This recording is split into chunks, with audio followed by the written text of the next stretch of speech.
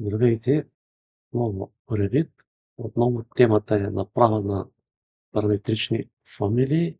Отново темата е Kitchen Cabinets или кухненски кабинети, но този път е малко по-различно, а именно как да си направите кухня на база на Curtain All или окачени фасади.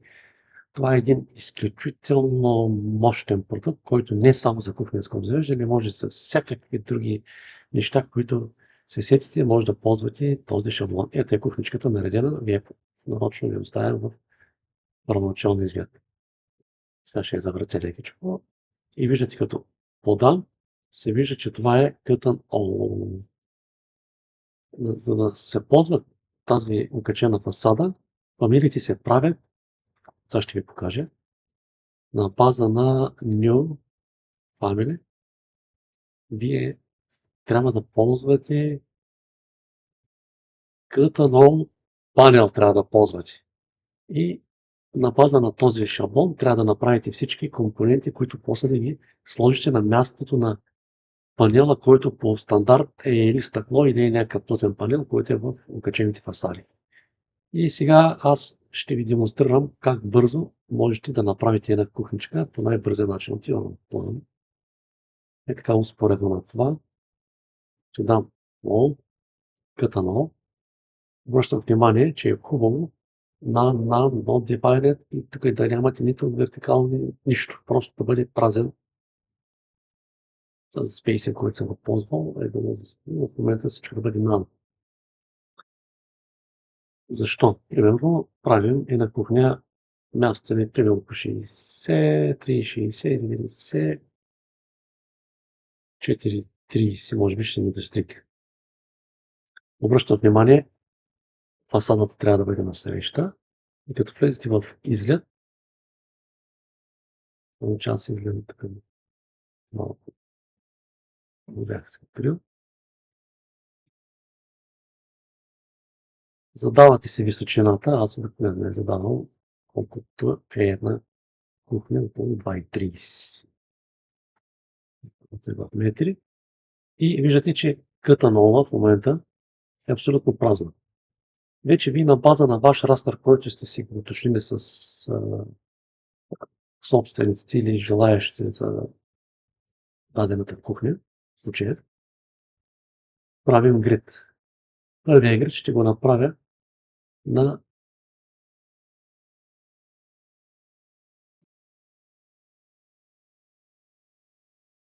0,9.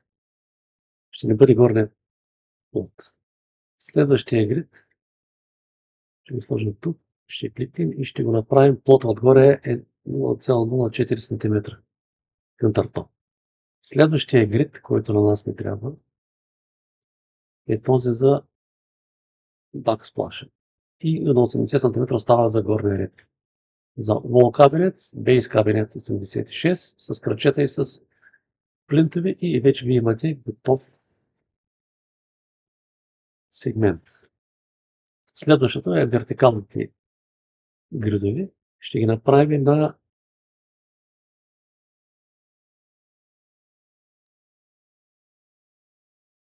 сегмент. Този сегмент ще добавим още един тук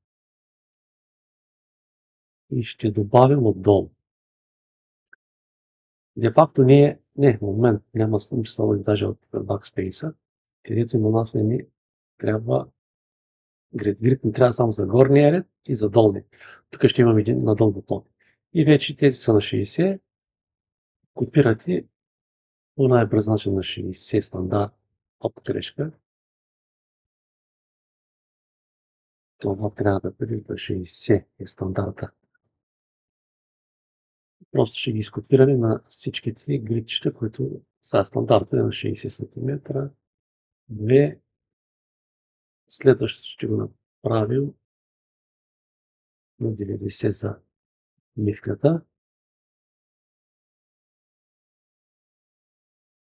Още и после на 60 пак ще продължим. Още едно на 60 и тук ще направим 2 по 30 за или 35, както да ви. Просто за експериментиране. Сега вие, ако имате някакви Други желания тук да имате втори ред, трети ред, никакъв проблем не е с къртен вид план. Да речем, може да сложите тук, примерно, да направим малко, да разчупим нещата. Или тук. Съответно тази височина можете да я дръпнете на 30. И ето виждате, получават цени такива различни. Сега този, тъй като те са едни и същи, малко е трудно за местене, но ще ги направим така. И вече ви имате в 2D разчертано тази система, мощната система, ви вече се и направи. И от тук започва реденето на тези неща. Аз ще започна с първия плот, е двоен, значи това е бейс с две вратички пред мивката. С таб бутона избирате системния панел. Аз вече съм направил тези фамилии. Виждате ли ги тук са готови? И аз ще се избера с две вратички бейс кабинет. Ето той е готов. Сега само в този кабинет ще вляза да ви покажа как е направен. Той е направен на Type, може да се направите всякакви други типове. Тук може да скриете вратичката, може да скривате дръжките, може да скриете кръчетата, плинта и топ плот, ако ви е необходимо, може да си го пуснете. Но да го махам, защото той не е необходим. Тук са зададени материалите. Ако стигнете по предишните мои клипове, ще видите как се прави. И тук са всичките параметри, които участват за направата на този компонент. Стандартно 54, за да може вратичките 2 см над 18 мм и отгоре плота е 60, остане още 2 см. Но вие винаги можете да го промените. Обръщам внимание, че дължината и височината са абсолютно параметрични на база на къта на окачената фасада и това е гениалното, че ви си го регулирате, а тук в направата на тази фамилия тези параметри вече не участват. Ако сте гледали пак стария мой клип. И това е първата част. И сега вече просто ще избера няколко варианта. Да речем, ще сложим и такива чекмеджета с двойници.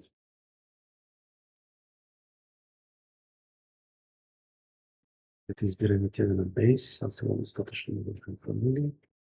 Теми на Wall на Base кабинет. Drawer to Drawer. С ето от другата страна пак. Това е единственото бавене в момента, но няма как. Все пак напълно автоматичен плагин, който струва над 100 евро, може да си го намерите в интернет, но това е по-лесният вариант, всеки да си направи както искате с 3 долара. Тук ще сложим нещо друго. Просто ви показвам как работи Landor. Избирате си паното, влизате в менюто, набирате си компонента, който ви трябва с 2 долара. Ето вертикални, с две, с чекмеджета.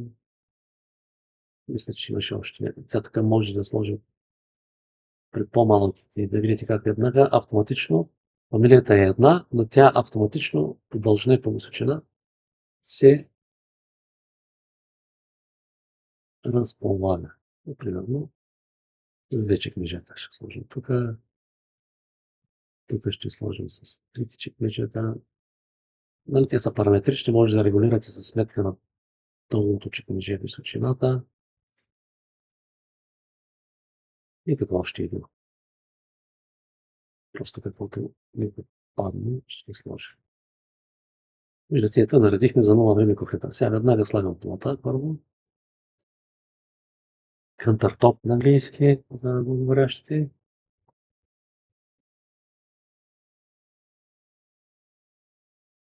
Той е настроен веднага на 60 см. Ето, кликам върху него и виждате, че е на 60 см дълбочина, като тук може да скриете countertop и опенинга. Ако нямате нужда, може да го махнете. Сега опенинга, забравих да ви кажа, той трябва да дойде тук. Може да влезем в LAN.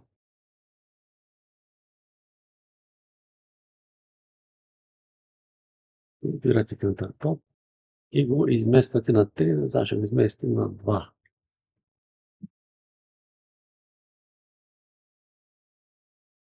малко повече ми да, за по-лесно да го виждаме. Ще влезе в Hidden Line, ето виждате. Значи по-скоро в Wireframe. Пак с топа трябва да изберем. Ето, трябва да увеличим разстоянието на 2,50 да речем. Много е. 2,25 може би ще бъде. Не, даже не това е. 35, горе-долу сме точни, като това offset opening, offset е на 10, можем да го сложим на 15. Ето да бъде малко по-навътре, както искате. Ето така ще го оставя, веднага познавам трите. Завъртам да се поицел. Ето. Кара го малко навътре, значи може би на 10 е било по-добрия вариант.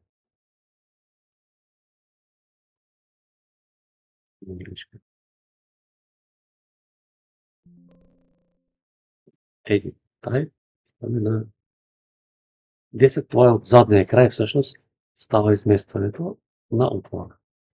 Можете да регулирате и изрязването, така че имате пълно параметрично умилик. Отиваме на бак флаша, грешка. Това е търсенето малко се забавя, но няма как друг начин, има бак флаш. Той ми е напълно настроен с материал, с долу ливичката, можете да регулирате и нея. Забравяйте, тук можете имате радиус, материал и самия бакплаш, неговата дебелина. Ако тя се промени, съответно ще изтика напред и лайснат отдолу. Същата работа, тук имате възможност да си направите тези радиуси на плота, колкото ви трябва. И отивам вече отгоре върху мивката ще сложим един двойно отстъпление. Вече няма да е base, а ще бъдат wall driver glass. Той е настроен на 30 см напред. Виждате с метална прахово са на червена рамка, отвътре има сива рамка. Можете, двата цвята са параметрични, може да ги сменете. Не, никой не казва написано да ги сменят. Дръжките може да се местят нагоре и надолу. Аз съм ги сложил така върху металната част, някой може да ги сложите върху стъклото. Пред този имаме стъкло прозрачно. И така, продължаваме пак подобния начин, просто искам да експериментирам с някакви чекмедженца тук да сложим. Да видим какво се получава. Добро. Ето са две вратички. Тук ще сложим